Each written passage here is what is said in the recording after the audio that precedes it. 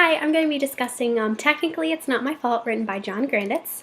This book is about a young boy named Robert who just doesn't understand why he has to have homework, why he can't play video games all the time, and very often discusses how he feels about every situation he has encountered that is just plain wrong. Granditz writes this book in all concrete poems and creates a character that is much like many young boys who just want to do things their own way without being bothered by parents or school. This book will definitely get reluctant boy readers to pick up a book and read it from start to finish. And here's just an example of one of the concrete poems. They're really interesting. Some are loopy. It's a really great book. Some information about the author that you might want to know is John Granditz is as hilariously funny of an author, whose website definitely reflects that. In his biography, he claims that his ultimate goal is to create perfectly illegible font and use it for perfectly unreadable concrete poems. He didn't start writing books till he was 55, and now he has many books on concrete poems. I really like the one 10 Rules You Must Not Break If You Want to Survive the School Bus. It's a great book to introduce to younger students to make them less nervous to ride the bus, and comically highlights children's irrational fears about bus riding.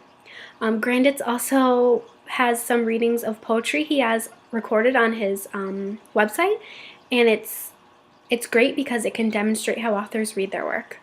Granditz is also available for author visits, however, he does charge a small fee. Some potential impact this has on your class is that this story will make the students laugh because of the comical ways that Robert interacts with people around him. In one section of the book entitled Thank You Letter, Robert writes a thank you letter to his aunt for a new sweater. The letter seems so nice, but attached at the bottom are footnotes. And here's an example of one. He says thank you, and then the footnote says for nothing. So each sentence has a footnote explaining how a sweater is a horrible gift. Language is used in unusual ways because of the way the poems are written. The words can be upside down, swirled throughout the page, or end up in a jumbled mess. Exposure to this story will broaden children's knowledge in poetry. Many students are familiar with poetry, I'm sure, but probably not concrete poetry. And through this book, students will be able to see how concrete poems are written, as well as use them as a basis for their own concrete poems. Some complexities this text offer is that although I find the format of this book intriguing, it can also serve as a demand for students.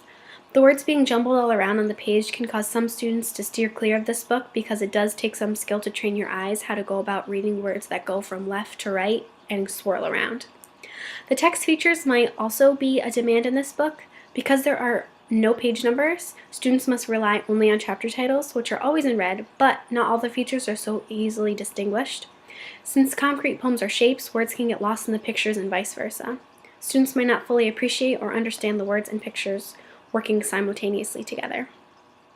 The accessibility this book has is that the level of interest for this book will probably be very high for students who feel similar to Robert in their own life. I think many students can relate to the way Robert feels about receiving a sweater for a gift and having a sister who won't stop whining. The length of this book is also appealing to readers because it is very short. Because the book is written in poems, which essentially are pictures, students will initially be attracted to this.